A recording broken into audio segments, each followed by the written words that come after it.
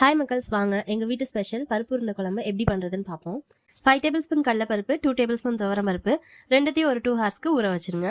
அப்புறம் ஊற வச்சிருக்க 2 பருப்பையும் மிக்ஸி ஜாரில் ட்ரான்ஸ்ஃபர் பண்ணிவிட்டு 1 டீஸ்பூன் மஞ்சத்தூள், 1 டேபிள் ஸ்பூன் சோம்பு, அப்புறம் தேவைக்கேற்ப உப்பு போட்டு தண்ணி ஊற்றாமல் குறகுறப்பாக அரைச்சி எடுத்துக்கோங்க. அரைச்சி வச்சிருக்க பருப்பில் குட்டியாக கட் பண்ண 15 சின்ன வெங்காயம், 1 டேபிள் ஸ்பூன் இஞ்சி பூண்டு பேஸ்ட், ஒரு பச்சை மிளகாய், கொஞ்சோண்டு கருவேப்பிலை, அப்புறம் 1/4 கப் தேங்காவை இந்த மாதிரி குட்டி குட்டியாக கட் பண்ணி வச்சிருக்கேன். இது எல்லாத்தையும் ஆட் பண்ணி நல்லா மிக்ஸ் பண்ணிவிட்டு இந்த மாதிரி குட்டி குட்டியாக உருண்டை பிடிச்சி வச்சிருங்க.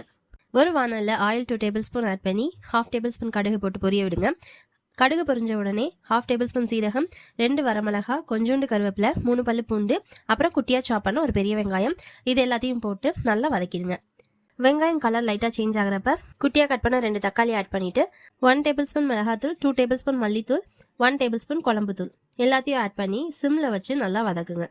அப்புறம் ஒரு நெல்லிக்காய் சைஸ் புளியை தண்ணியில் ஊற வச்சுட்டு அதையும் ஆட் பண்ணிவிட்டு 1 டீஸ்பூன் மஞ்சத்தூள், அப்புறம் குழம்புக்கு தேவையான உப்பு போட்டு 5 மினிட்ஸ் நல்லா கொதிக்க விடுங்க. ரெடி பண்ணி வச்சிருக்க உருண்டை எல்லாத்தையும் ஆட் பண்ணிவிட்டு இந்த மாதிரி கரண்டி கம்பு வச்சு லைட்டாக கிண்டி விட்டு 2 மினிட்ஸ் கொதிக்க விடுங்க.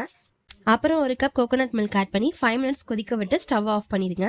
அப்புறம் கொஞ்சோண்டு கொத்தமல்லி எல்லாம் ஆட் பண்ணிட்டு சர்வ் பண்ணுங்க. ரொம்ப சூப்பராக இருக்கும். இதை ட்ரை பண்ணிட்டு கமெண்ட் பண்ணுங்க, லைக் பண்ணுங்க அண்ட் ஷேர் பண்ணுங்க மக்களே. பாய்.